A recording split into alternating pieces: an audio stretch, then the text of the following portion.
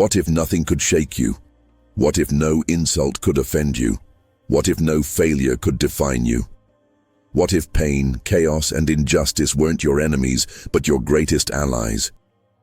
We live in a world that constantly tests us, emotionally, mentally, spiritually. But here's the truth. It's not the world that breaks us. It's how we respond to it. And today, I'm going to show you how to become someone unbreakable.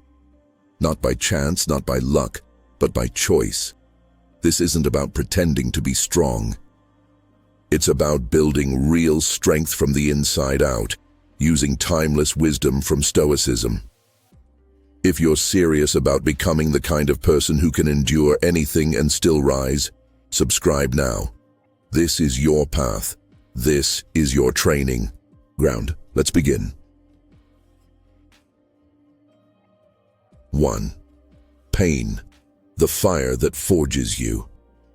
Pain doesn't have to be the end. It can be the beginning. That's not just a motivational quote. It's a profound truth, especially when seen through the lens of Stoicism. Pain is often the crucible through which we discover who we really are. When life is comfortable, we float. But when pain strikes, when relationships break, careers collapse, health deteriorates, that's when we're tested. And what we do in those moments defines us far more than anything we do in ease. Every scar tells a story, not of defeat, but of survival. When you look at your past and see wounds, try not to flinch. Instead, recognize that you endured something most people might not have. You came out the other side and you are still here. That matters. You're not broken. You're forged. The Stoics, especially Marcus Aurelius, believed that obstacles don't block the path. They are the path. In his meditations he wrote, "The impediment to action advances action. What stands in the way becomes the way." Pain is not a signal to stop. It's a signal to grow. A Stoic doesn't run from discomfort. A Stoic welcomes it, learns from it, and becomes more resilient because of it. Think of a blade being sharpened. The friction is necessary. Without it, the steel remains dull and useless. Likewise, without the sting of setbacks, we remain naive and untested. Pain sharpens us. It reveals our limits and shows us how to push beyond them. Heartbreak, that wasn't just a loss. It was a lesson in vulnerability and self-respect. Failure, that wasn't an endpoint. It was feedback. Your darkest moment, that's the forge. It's where the old version of you crumbled and a stronger version began to emerge. But here's the critical shift. Don't let pain harden you into bitterness. Let it carve depth into your character. Let it make you kinder, wiser, more patient. Let it ignite something inside you that comfort never could. A hunger for strength, for truth, for meaning. People often chase pleasure, but Stoics knew that pleasure without purpose is shallow. Pain, when faced bravely, gives birth to purpose. There is an alchemy here. The transformation of pain into strength is not a passive process. You must engage with it consciously, journal your struggles, reflect on what they teach. Talk about your pain not with self-pity, but with the intention of understanding and growing. Use it. Don't waste it. The strongest people you know aren't the ones who avoided pain. They're the ones who alchemized it. They turned wounds into wisdom. They didn't pretend things were fine. They accepted the reality of suffering and turned it into fuel for greatness. You can do the same. 2. Loss. Let it liberate you. Loss is inevitable, but suffering because of it, that's optional. What if losing something wasn't the end of your story, but the start of your freedom? We live in a culture that teaches us to acquire and cling to people, possessions, titles, dreams. We define ourselves by what we have. So, naturally, when we lose something, we feel like we're losing a part of ourselves. But the Stoics offer a radically different view. Loss is not destruction. It's revelation. It's a shedding of the non-essential so that your truest self can emerge. Seneca said, "He suffers more than necessary who suffers before it is necessary." The Stoics trained themselves to imagine loss before it happened, not to invite fear, but to foster readiness and resilience. They called it premeditatio malorum, the premeditation of evils. It's not pessimism, it's power, it's freedom. We cling to illusions, to the perfect life, the ideal partner, the flawless career path. And when life rips those things away, it feels cruel. But what if it's not cruelty? What if it's clarity? When you lose something, you see what remains, and what remains is always you, your character, your strength, your values. The external world is fragile. The internal world is where real power lies. Loss can teach you who you truly are. You begin to realize that you are not your job, not your relationship, not your bank account. You are not the roles you play. You are something deeper, something unshakable. Let go of what's already gone. Don't carry it like a burden. Let it create space, not sadness. Imagine your life as a vessel. When it's filled with things that no longer serve you, there's no room for what might. Sometimes life clears the table for you. It takes away what you wouldn't have had the courage to remove yourself. Grieve, of course. Feel the sadness. But don't anchor your identity to your grief. Let the pain pass through you like a storm. And after it passes, look around. You'll find a clearer sky and a simpler landscape. One where you can build something better, freer, more aligned with your true self. Freedom isn't having everything. It's needing less and being more. The Stoics weren't minimalists in the aesthetic sense. They were minimalists of the soul. They knew that the fewer things you need to be happy, the freer you are. And when you lose something, life is giving you the chance to practice this truth. 3. Silence. Your superpower in a loud world. We live in a world that rewards noise. The loudest opinions get the most attention. The quickest reactions go viral. The culture says, speak up, clap back, don't stay silent. But the Stoics knew something deeper. True power lies in restraint. There's strength in silence, power in peace. When others react impulsively, the Stoic pauses. When others shout to be heard, the Stoic listens and understands.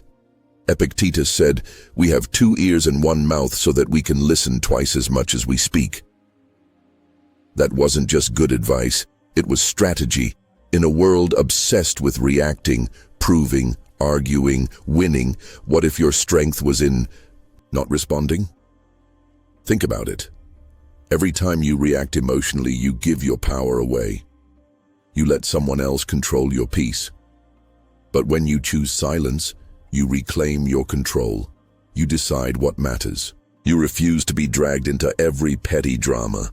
Silence isn't weakness, it's mastery. When someone disrespects you, silence says, "You don't control me."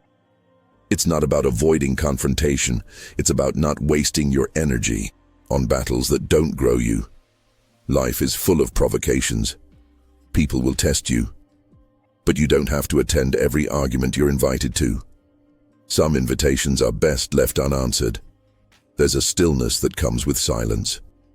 A clarity. When you stop talking, you start noticing your thoughts, your reactions, your instincts. This is where wisdom lives. In reflection, in choosing the higher path instead of the reactive one.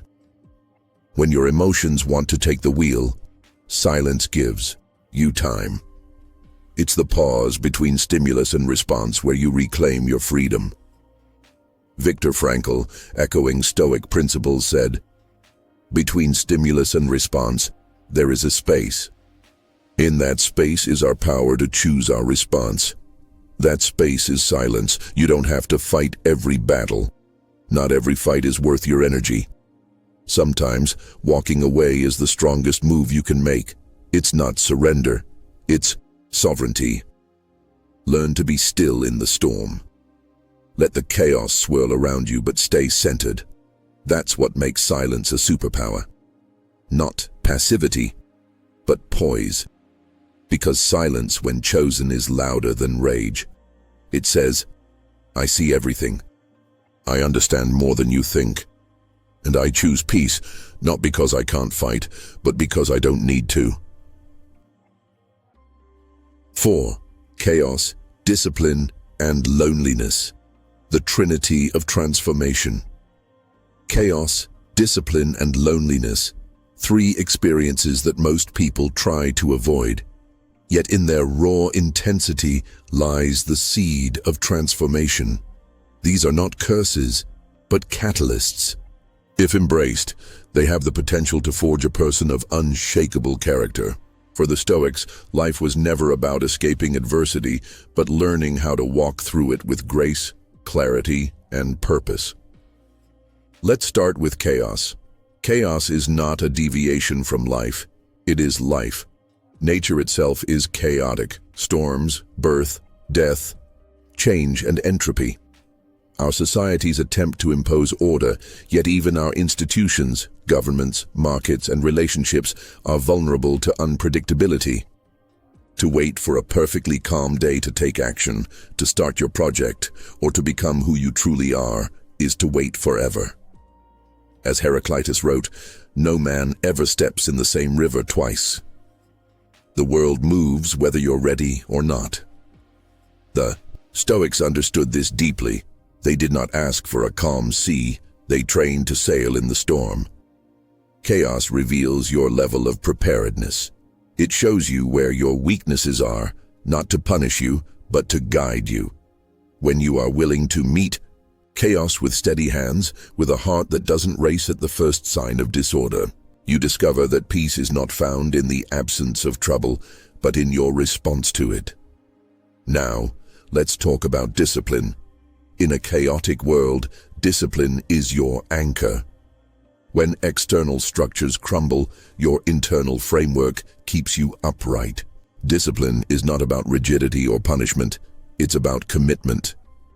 When motivation fails, and it will, discipline remains.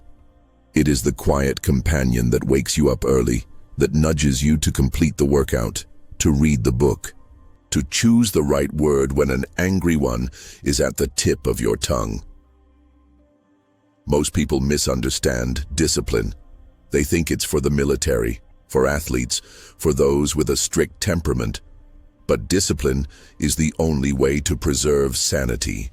In a chaotic world, it is an act of self-respect. When you do what you say you will do, even when it's inconvenient, you develop trust in yourself. And when you trust yourself, you no longer require the world to be stable. Your habits become your home. Your rituals, no matter how small, become sacred ground. Morning routines, journaling, movement, even mindful breathing. These are not just trendy practices. They are lifelines. They are armor. Marcus Aurelius wrote daily not because he needed motivation, but because he understood the necessity of returning to principles in the midst of chaos. Finally, let's confront loneliness. Loneliness is feared in a society addicted to noise and validation. We are taught that to be alone is to be undesirable. But solitude, chosen, intentional solitude, is not isolation. It is the forge of identity. In the quiet, when the distractions fall away, you finally meet yourself, not the self others expect, not the curated identity shaped by social media, but the raw, honest you. This encounter can be uncomfortable. Who am I when no one is watching? What do I value when no one is telling me what to value? These are the questions answered only in solitude. The Stoics embraced this. Epictetus taught that we should seek freedom not in the approval of others, but in the mastery of our own minds. When you learn to stand alone, you become someone who no longer needs to beg for belonging. You no longer compromise yourself for Acceptance. You are free, not because the world is quiet, but because your soul is chaos. Discipline, loneliness. These are not curses, they are your training partners. Each one challenges you, stretches you, demands your growth. Together, they form a trinity of transformation. When embraced, they will not destroy you, they will reveal you. 5. Injustice and defeat. Tests you were built to pass. There's a brutal honesty in Stoic philosophy. Life is not fair, and it never promised to be. The Stoics didn't hide from this reality, they prepared for it. While others lamented the injustice of the world, the Stoics trained themselves to rise above it. They saw injustice not as a sentence but as a test, a measure of strength, not of circumstances, but of character. Let's be clear, injustice hurts. It's painful to be betrayed by someone you trusted. It's gut-wrenching to be accused falsely, to be overlooked, to work hard and still lose. But that pain is not the end. It's the beginning. Because how you respond to that pain determines who you become. You can choose bitterness, or you can choose to be better. The Stoic choice is always the latter. Marcus Aurelius, as emperor of Rome, faced conspiracies, plagues, wars, and personal tragedy. Yet his writings are not full of complaint, they are full of resolve. "Waste no more time arguing what a good man should be," he wrote. "Be one." Injustice offers you a decision: retaliate in anger or respond with integrity. When you are wronged, do you become like your oppressor, or do you become proof that another way exists? The world may not give you justice, but it cannot take away your capacity for virtue. This doesn't mean turning into a doormat. On the contrary, Stoicism is fierce. It says, you don't control what others do, but you control how you act. You control your standards. When they lie, you tell the truth. When they steal, you give generously. When they gossip, you speak with purpose. You become the fire that consumes injustice, not the ash left behind. And what about defeat? We are taught to fear failure, but failure is a mirror. It shows you what's not working. It teaches you humility, and humility is the foundation of wisdom. Every great leader, thinker, or warrior has faced defeat. What separated them from the masses was not luck, but the willingness to learn. Defeat is data. What strategy failed? What did you overlook? What emotion clouded your judgment? The Stoic sees defeat not as an identity, but as information. And once you have information, you have power. The power to adapt, to improve, to rise again. Seneca wrote, "Difficulties strengthen the mind, as labor does the body. When you fail, you are training to endure more, to withstand pressure, to become unbreakable. Not because life will suddenly become fair, but because you will become formidable. And this is the point. You are not here to be coddled. You are not here to be treated fairly. You are here to be forged. And forging requires heat." The Stoics didn't ask for easy lives. They asked for strong souls. The world is not obligated to accommodate your dreams, but you are capable of rising regardless. Not because it's easy, but because you have made yourself hard to break. Let the world throw its worst. Let injustice roar. Let defeat mock your efforts. And then calmly, deliberately, rise again, because that's who you are. Forge yourself in fire. You don't become unshakable by avoiding the storm. You become unshakable by walking through it, eyes open, heart steady. Pain, loss, silence, chaos, solitude, failure, injustice. Each one is a teacher. Each one is a weight. And you're here to lift them. This is not just Stoicism. It's a lifestyle of mastery, of inner power, of becoming someone who cannot be broken. If that's who you want to be, join the path. Subscribe. Share this with someone who needs to hear it. Remember, The world doesn't need more comfort. It needs more people who are forged in discomfort. Be that person. Unshakable, unbreakable, unstoppable. Let's keep building.